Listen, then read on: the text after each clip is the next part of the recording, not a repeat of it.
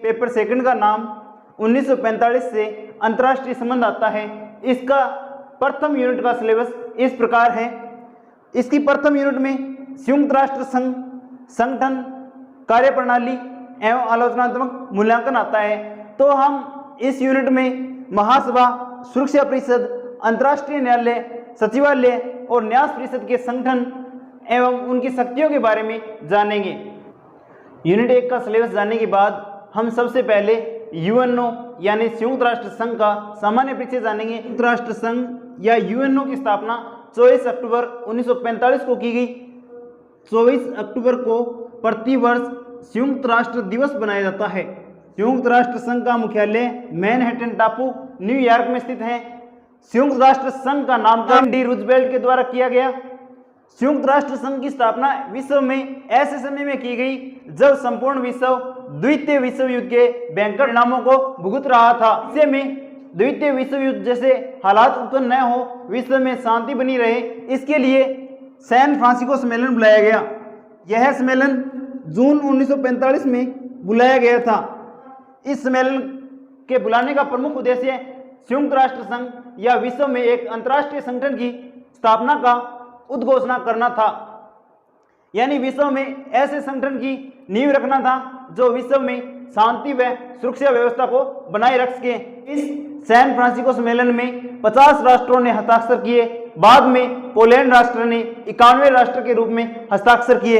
इस प्रकार संयुक्त राष्ट्र संघ की स्थापना के समय इसमें 51 सदस्य थे। सैन फ्रांसिस्को सम्मेलन में यूएनओ चार्टर लिखा गया या संयुक्त राष्ट्र संघ का संविधान लिखा गया।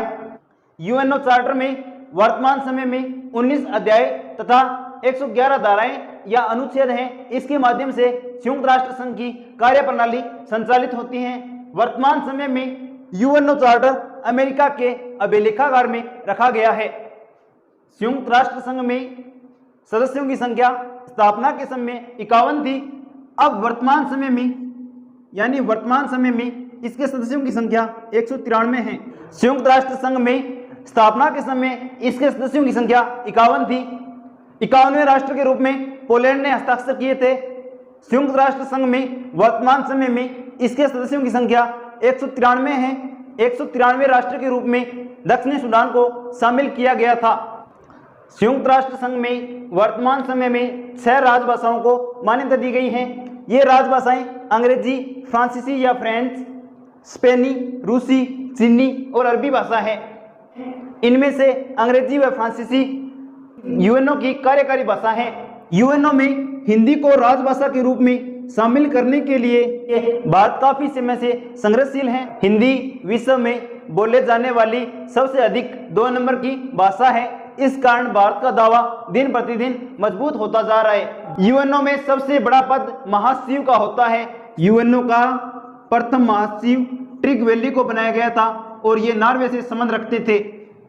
यूएनओ के वर्तमान सचिव का पद एंटोनियो गुतेरेस को दिया गया है जो पुर्तगाल से संबंध रखते हैं। यूएनओ का प्रतीक 5 वृत्ताकार गोलों के मध्य संपूर्ण विश्व का मानचित्र है। इसके दोनों ओर जैतून की पत्तियां हैं जो विश्व में शांति का संदेश देती हैं। यूएनओ का प्रतीक 5 वृत्ताकार गोलों के मध्य संपूर्ण विश्व का मानचित्र है। इसके दोनों ओर जैतून की खुली हुई पत्तियां हैं जो विश्व में शांति का संदेश देती हैं। यूएनओ के ध्वज का रंग नीला व सफेद है। इसके मध्य में संपूर्ण विश्व का मानचित्र है।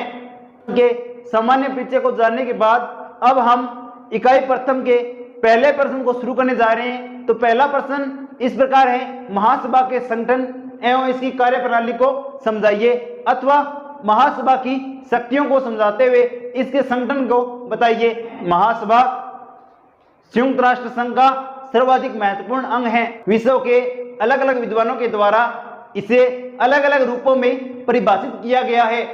डेविड कुशमैन के अनुसार महासभा संयुक्त राष्ट्र संघ का केंद्रीय या प्रमुख अंग है। केल बर्गर के अनुसार यह विश्व का उन्मुक्त अंतःकरण है। यह विश्व का उन्मुक्त अंतःकरण है, अर्थात विश्व में विकास को बढ़ावा देने के लिए जो संगठन बनाया गया है वह क्या है? महासभा है। सुम्मा ने इसे संसार की नगर सभा कहा है। सुम्मा ने इसे संसार की नगर सभा कहा है। वांडेनबर्ग ने इसे विश्व की लघु संसद कहा है। इसे विश्व की लघु संसद कहा है। फिर अगला पॉइंट आता है प्रतिनिधित्व। तो यूएनओ चार्टर के अनुच्छेद 9 की धारा 1 के अनुसार इसमें संयुक्त राष्ट्र संघ के सभी सदस्य देश शामिल होंगे। प्रत्येक सदस्य देश अपने 5 प्रतिनिधि और 5 वैकल्पिक प्रतिनिधि भेज सकता है। अगला पॉइंट आता है मतदान प्रक्रिया। यूएनओ चार्टर के अनुच्छेद 18 के अनुसार महासभा में मतदान प्रक्रिया होगी। महासभा में मतदान प्रक्रिया होगी। अब इस मतदान प्रक्रिया में क्या होगा, एक राज्य एक मत, यानी एक देश का एक ही मत माना जाएगा। यूएनओ के महासभा में सभी सदस्य राष्ट्र यूएनओ चार्टर के संशोधन में, शांति व सुरक्षा व्यवस्था में परिषद के सदस्यों का निर्वाचन के रूप में राष्ट्रों को सदस्य प्रदान करना, यानी नए राष्ट्रों को जोड़ना और किसी भी राष्ट्र को निलंबित करना और वित्तीय प्रश्न पर अपना मतदान कर सकते हैं। अगला पॉइंट है महासभा की समितियां। महासभा के कार्यों को संचालित करने के लिए अनेक समितियों का गठन किया गया है। ये समितियां इस प्रकार हैं: निःशस्त्रीकरण व अंतर्राष्ट्रीय सुरक्षा समिति, निःशस्त्रीकरण व अंतर्राष्ट्रीय सुरक्षा समिति, आर्थिक व वित्त समिति, आर्थिक व वित्त समिति, सामाजिक सांस्कृतिक मानवीय समिति, सामाजिक सांस्कृतिक मानवीय समिति, न्यास समिति, प्रशासनिक व बजट समिति, प्रशासनिक व बजट समिति और कानूनी समिति। अगला पॉइंट आता है महासभा के अधिवेशन। महासभा का सामान्य अधिवेशन प्रति वर्ष एक बार आयोजित होता है। इसकी बैठक एक बार आयोजित होती है। इसका प्रथम अधिवेशन 10 जनवरी 1946 को आयोजित हुआ था। महासभा का प्रथम अधिवेशन 10 जनवरी 1946 को आयोजित हुआ था। इस अधिवेशन की बैठक न्यूयॉर्क में होती है। इस अधिवेशन की बैठक के अलावा इस शक्ति के द्वारा महासभा महासचिव के पद का भी निर्वाचन करती है। इस शक्ति के द्वारा महासभा महासचिव का निर्वाचन, संयुक्त राष्ट्र संघ की सुरक्षा परिषद के 10 अस्थायी सदस्यों का निर्वाचन तथा आर्थिक व सामाजिक परिषद के 54 सदस्यों का निर्वाचन कर सकती हैं, उनका मनोनयन कर सकती हैं, उनका छंटवारा कर सकती हैं। इसकी अगली शक्ति आती है वित्तीय शक्ति। वित्तीय शक्ति के द्वारा महासभा में विशिष्ट एजेंसियों के द्वारा बजट एवं वित्तीय संबंधी प्रतिवेदन रिपोर्ट प्रस्तुत करनी होती है और इस शक्ति के द्वारा यह रिपोर्ट वर्ष में 2 बार प्रस्तुत की जाती है।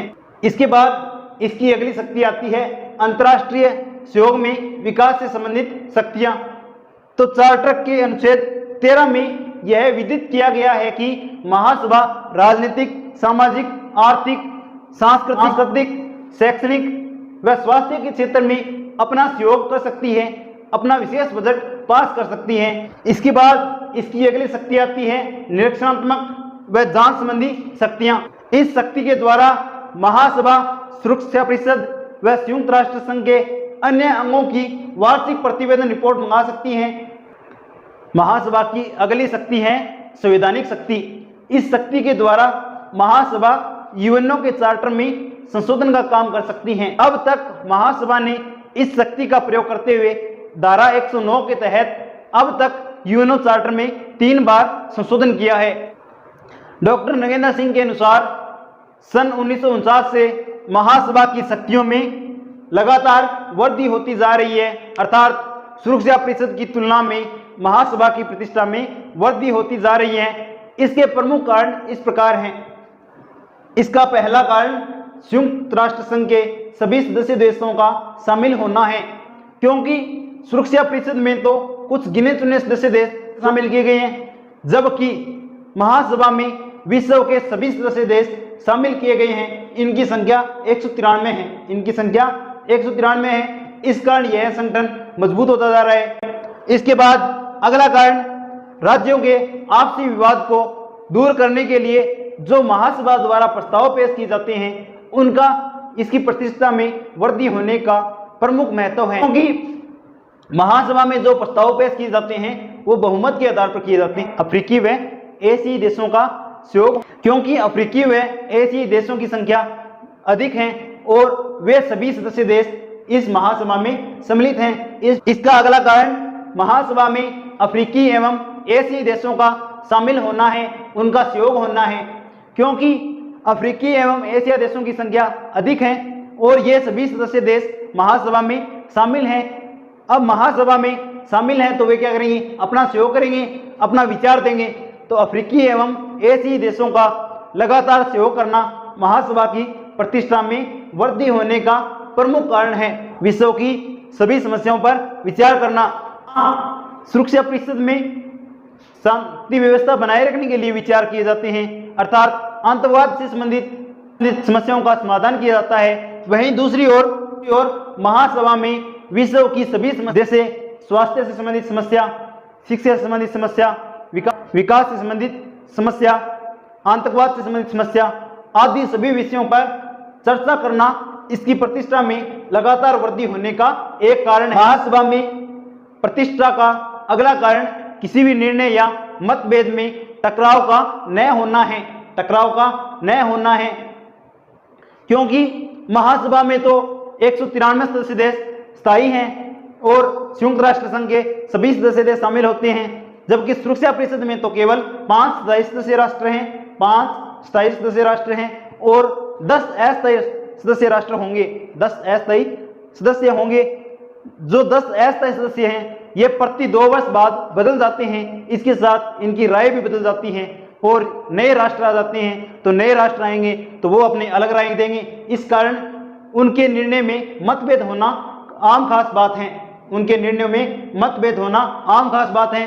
महासभा में ऐसा नहीं होता, इसके सभी सदस्य राष्ट्र स्थायी रहते हैं। कोई विशेष राष्ट्र इसके अगर चार्टर का उल्लंघन करता है, यूएनओ चार्टर का उल्लंघन करता है, तभी वह सदस्य राष्ट्र निलंबित हो सकता है या निकल सकता है। इसके बाद महासभा की प्रतिष्ठा में अगला कारण आपातकालीन सेना की नियुक्ति करना है, क्योंकि विश्व में शांति व्यवस्था को बनाए रखने के लिए महासभा ने आपातकालीन सेना या शांति सेना की नियुक्ति की है, जो समय समय पर विश्व में शांति व्यवस्था बनाए रखने के लिए विशेष कदम उठाती हैं। इस प्रकार महासभा की प्रतिष्ठा में दिन प्रतिदिन वृद्धि होती जा रही है।